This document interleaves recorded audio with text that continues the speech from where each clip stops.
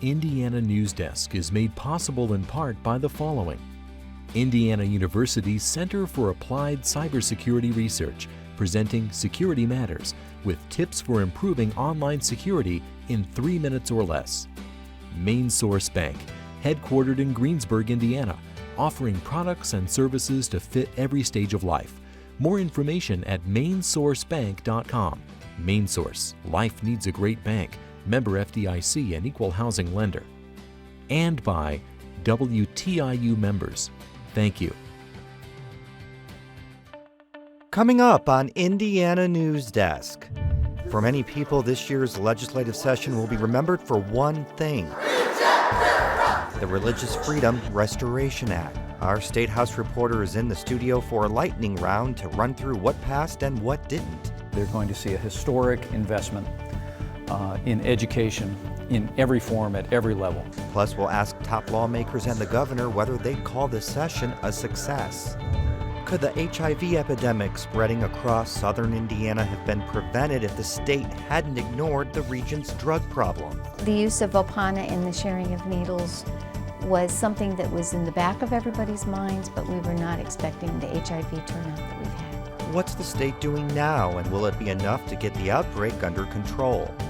And in our History Through Headlines segment, we commemorate President Lincoln's death and the funeral train that went through Indiana. Those stories plus the latest news headlines right now on Indiana Newsdesk.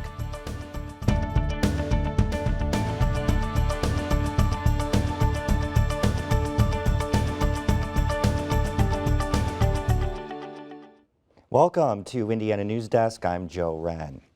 Well, with the sound of a gavel, the 2015 legislative session came to a close Wednesday. Indicate by voting aye. Those opposed, no. We are adjourned.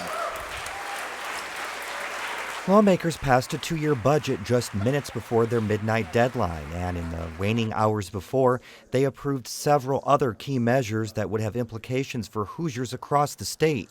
The next day, Republicans declared the session a success. As I look back at what we thought our primary goals were just 6 months ago, I can honestly say that despite everything that has happened over the last 6 months, we were able to accomplish all of those goals in great part. And the governor agreed. Nearly everything that was on his agenda gained approval, including creating a new energy efficiency program and funding an economic plan known as the Regional Cities Initiative. I really came to the conclusion that encouraging cities across the state of Indiana to think regionally and to plan regionally could have a transformational effect on our economy in the long term. But Democrats weren't nearly as pleased. Even as the session was going on, they stood up one by one to oppose bills they say were pushed through with no consideration for the minority party's views.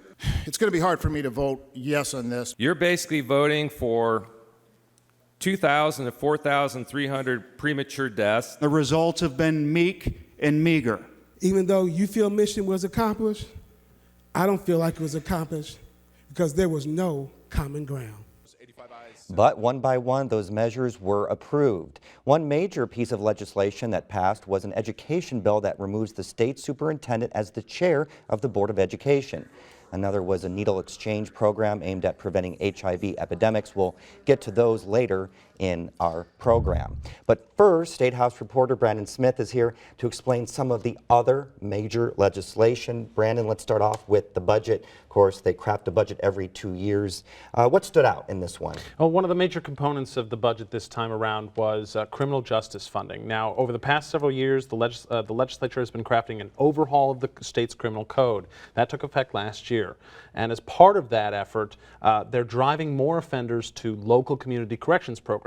So this year's budget drives a lot more money to local community corrections programs, about an $80 million increase, while the Department of Correction for its state prison system only got a very small increase to kind of reflect where we are in that. Another one that was a bit of a surprise in the budget was the governor's Regional Cities Initiative, which we heard mentioned a little while ago. That was a surprise because it looked like that wasn't going to be fully funded at all, but lawmakers decided to use a tax amnesty program to fund the full $84 million for that. Now, there's still one bill whose fate is still up in the air, and Governor Pence said he's not sure whether he's going to sign it yet, and that's the gaming bill. Yeah, the controversy here really focuses on the issue of live dealers at the state's 2 racetrack casinos, or racinos.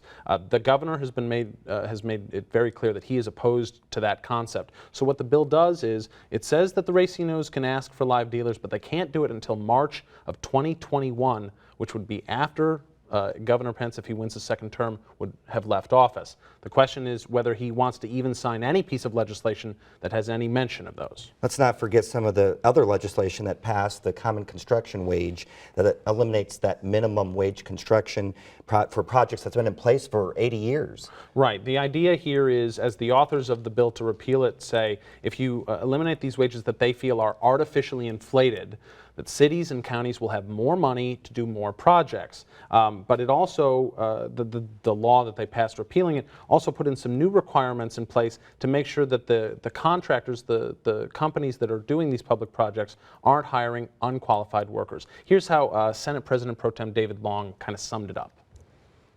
With the efforts to raise the quality of the bidding process, to make sure that the contractors are of the highest quality, with experience, carrying the lines of insurance they need to carry, and penalizing them for not doing it, making sure they can't pay cash to their employees, making sure that these standards go down several levels to the subcontractors. I think we'll see that, in fact, the bidding process is high quality, that the contractors will be high quality, and that wages will be solid. But construction workers oppose this, and actually I think you were even surprised at how many people came out to protest. What, about a couple thousand? Yeah, it was at least a couple thousand. It was the biggest crowd of protesters we saw over any issue this session. And it's important to remember it's not just the sort of blue-collar workers that came out for this one. As one Democrat put it, it's not the guys in the hard hats, it's the guys in the suits that were making their voices heard. It's the business owners, it's the contractors. They're worried about lower wages for their workers and more competition from out of state. There was also a bill that creates a new kind of energy efficiency program. What does that entail? Well, after the legislature eliminated the old energy efficiency program last session, the governor kind of demanded that they create a new one and put together a package for them to do that. What it says is utility companies need to have energy efficiency programs, but it lets the companies themselves set the goals, and it also lets them recover any revenue they lose when customers use less energy. And that's led to a lot of environmental and consumer advocates saying, well, this bill doesn't really help anybody. And we have to talk about RFRA. Is this something that is what this whole session is going to be remembered for? It depends a little on who you ask. I think the conventional wisdom is yes, this will be the RFRA session. Republicans say that while it overshadowed things for a couple weeks, it's starting to fade, and the other accomplishments that they passed will win out in the end. But Democrats say the damage is already done here. You said there was a fix, but it's not the end. It's not the end, certainly no. First of all, you have Freedom Indiana, who is the organization leading the opposition to RFRA, who has come out and said that they're going to be back next session asking the legislature to protect LGBT Hoosiers in the state civil rights statute. On the other side of this, you have a group called the Indiana Pastors Alliance. They rallied at the Statehouse last week, and they feel betrayed by lawmakers over RFRA. Pastor Ron Johnson, who is the head of the Pastors Alliance, say they won't back down from this whole issue. We are attempting right now in America to create sexual sins and turn them into civil rights. This is anathema to people of faith. We will not tolerate this. We have been painted into the corner already. That's why we're here. We're sick of it. We're not going away. Okay, thank you very much, Brendan. Get some rest. Thanks, Joe.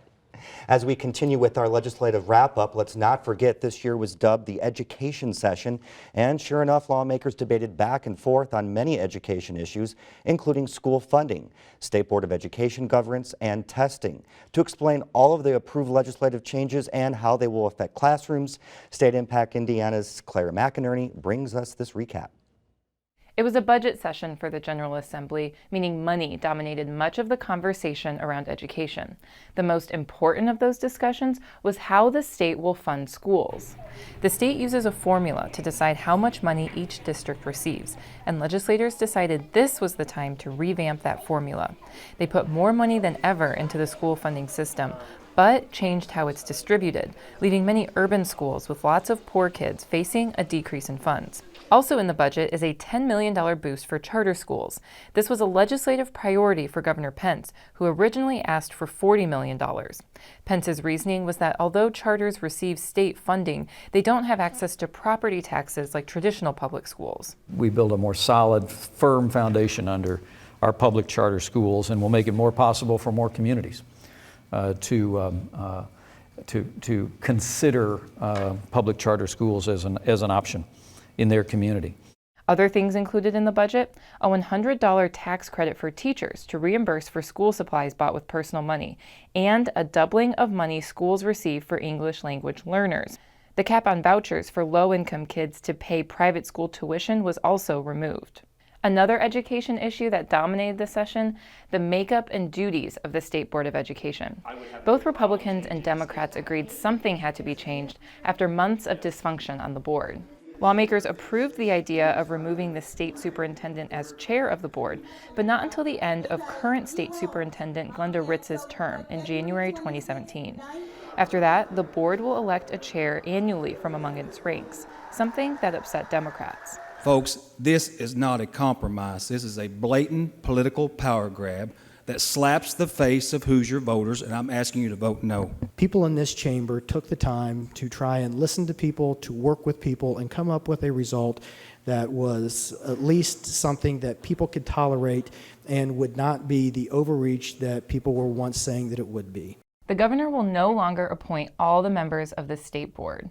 Currently, of the 11 members, he appoints 10, with the state superintendent being elected. But under the new rules, he will only have 8 appointments, and the House Speaker and President pro tem of the Senate each will have 1. This change goes into effect June 1st, and it sounds like we could see some new faces on the board as early as this summer. The governor may choose to appoint some of the same people, he may not. I'll be choosing my person. I've got some people in mind. I have a couple of people in mind that I've been working with on education issues this year that would be invaluable if they would be willing to take the time to accept that role. So I'm going to speak with them first and just think about that one just a little bit. All of these legislative changes disappointed Ritz, who told media as a result she is considering leaving her post as superintendent to run for governor in 2016. Well, after this session, there's absolutely nothing off the table. The first priority is getting through this school year. We're in the midst of testing, getting all that done. But after that, I'm going to sit down with my family and determine what is best for the children and the families in Indiana.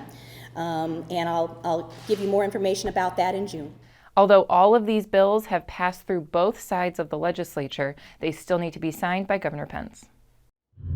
Governor Pence says he plans to closely examine all of the education bills on his desk, especially Senate Bill 1. He hasn't said for sure whether he'll sign them into law. Coming up next on Indiana Newsdesk, the CDC is calling Indiana's HIV outbreak one of the worst they've ever seen. The latest on state's efforts to get the growing outbreak under control. And 150 years ago this week, Hoosiers mourned the death of a president as his funeral train passed through the state. These stories, plus this week's headlines, right here on Indiana Newsdesk. We believe in the excitement of exploration, that life offers each of us adventures that are ours for the taking. We believe that children are born explorers who need trusted guides on their journeys of discovery. We believe in breaking new ground and in challenging assumptions, that important questions deserve to be explored deeply, fairly, and honestly. And we believe that who you are and where you come from should never stand in the way of what you want to be.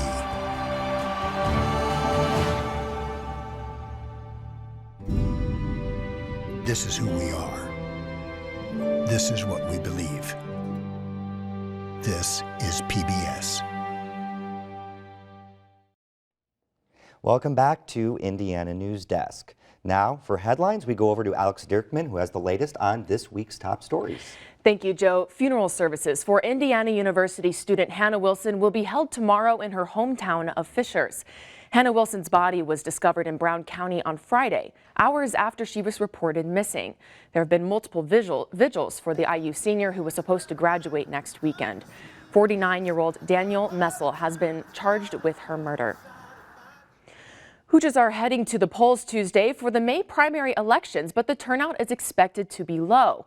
Last year, only 13% of registered Indiana voters went to the polls for the primary, the lowest number for the state in more than 2 decades. There are no statewide elections, but there will be mayoral and city council races on the ballot.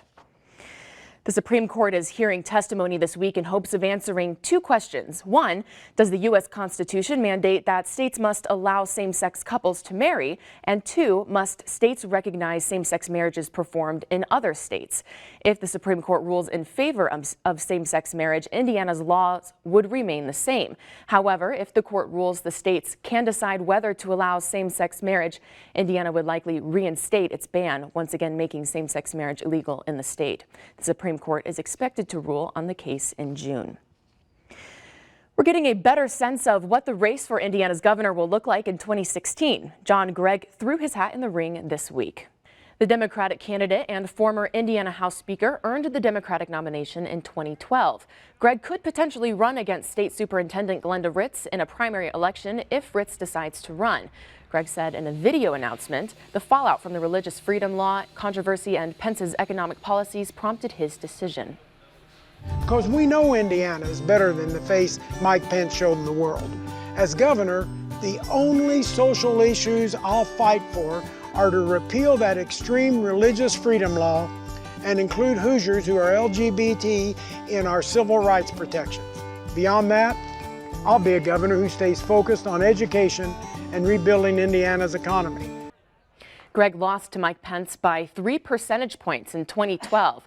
Pence says he's been preparing to seek re-election, but he says his focus now is on completing the work of the 2015 legislative session. Construction is underway on Section 5 of I-69 between Bloomington and Martinsville. The construction involves rehabilitation of a 21-mile stretch of State Road 37 between Morgan and Monroe counties to interstate standards. Nightly single-lane closures, northbound and southbound, will continue through May 31st. Weeks of consistently wet weather are causing problems for Indiana farmers who are now about 3 weeks behind schedule planting corn. That delay could have a financial impact on the rest of the year. Farmers are hoping rain will hold off long enough for them to get corn and beans in the ground. And Joe, last year farmers had such a successful season that there was a crop surplus, so it actually lowered the price. All right, thank you very much, Alex. Yes. As we first reported last week, the HIV outbreak that originated in Scott County is expanding to its neighboring counties. While the majority of the cases are in Scott County, there are now 5 in Jackson County. These rural health departments are struggling to get a handle on the outbreak.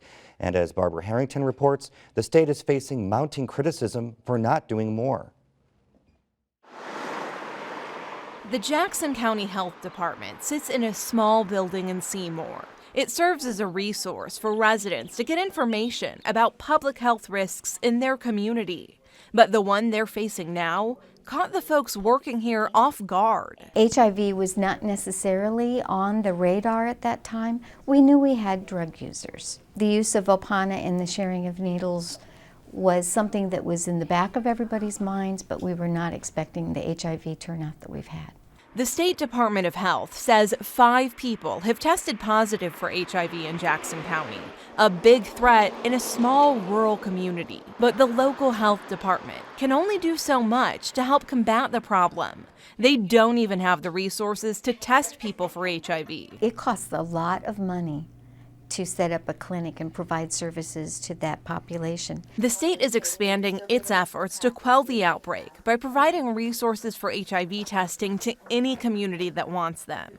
Until now, their efforts have focused solely on Scott County, where they've set up a one-stop shop that offers free testing and clean needles. Jackson County hopes to start offering testing next week. While the cases discovered here have been contained, health officials say the outbreak still hasn't reached its peak. As you've seen from our report from last week to this week, we've started to see a decreasing in that slope, and that is with our additional services on the ground, so we are very encouraged. The majority of the cases are still being linked to IV drug use. In Jackson County, police say addiction is especially bad in the small town of Crothersville.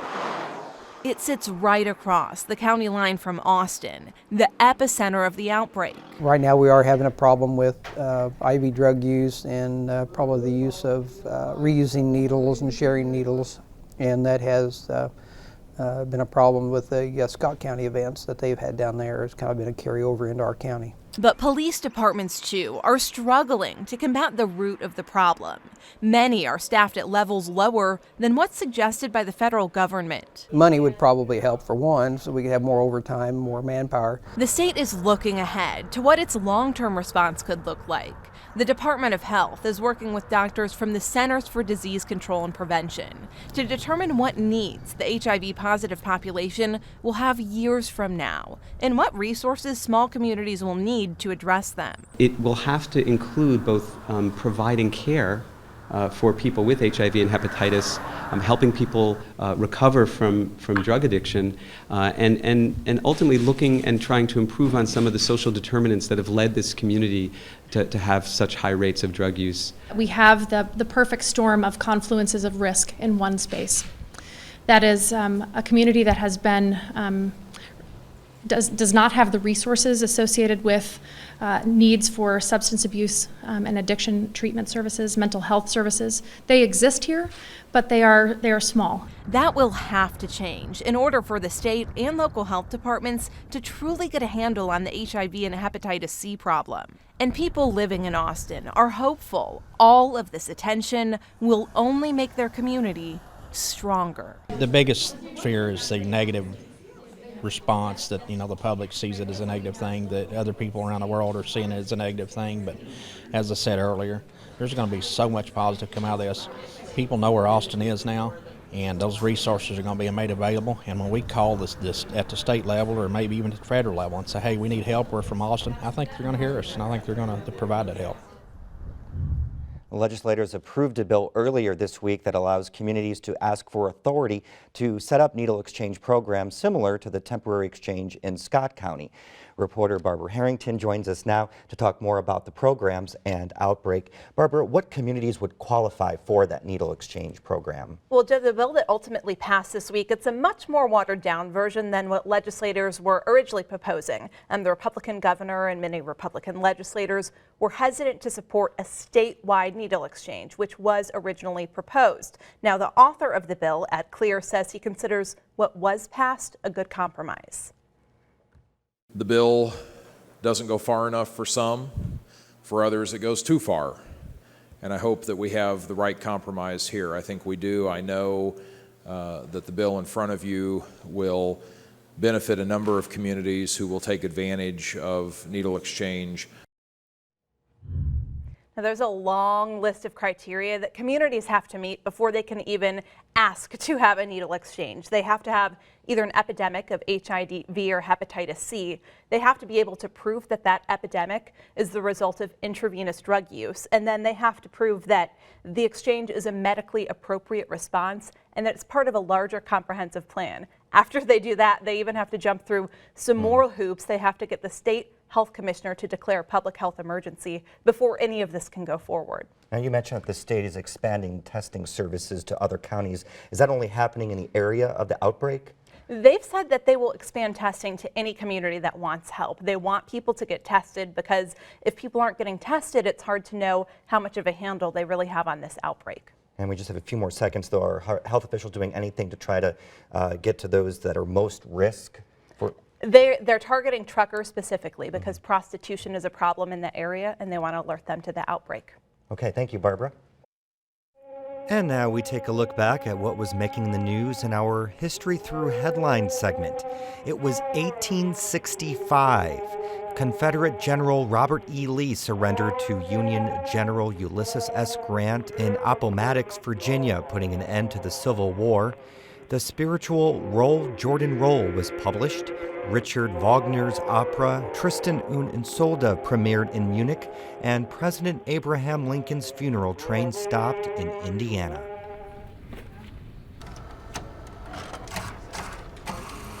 The headline reads, Honors to the Dead President. 150 years ago, President Abraham Lincoln was assassinated in Ford's Theater in Washington, D.C. Lincoln was shot by Confederate sympathizer and actor John Wilkes Booth. He died the next morning. After lying in state at the White House, Lincoln's body was moved to its final resting place in Springfield, Illinois. Along the way, the funeral train made stops in Richmond and Indianapolis. And that morning, when the train came through, on April the 30th, 1865, there were 15,000 people here at the train station to meet the train. In Richmond, Indiana Governor Oliver P. Morton, who became a close supporter of the president during the Civil War, boarded the train. He was scheduled to give a speech during the stop in Indianapolis. However, it rained the whole day, and it was hard rain, so he canceled his speech. The people did get to view the body in the rotunda of the state capitol building, and then the next morning it went to Chicago. President Lincoln reached his final resting place in Oak Ridge Cemetery in Springfield, Illinois on May 4th. That's the end of this program, but our work continues online as we cover the news throughout the week at WTIUnews.org. Have a great weekend.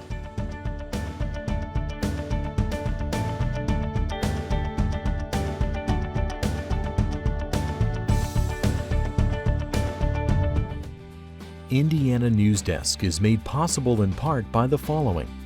Indiana University's Center for Applied Cybersecurity Research, presenting Security Matters, with tips for improving online security in 3 minutes or less.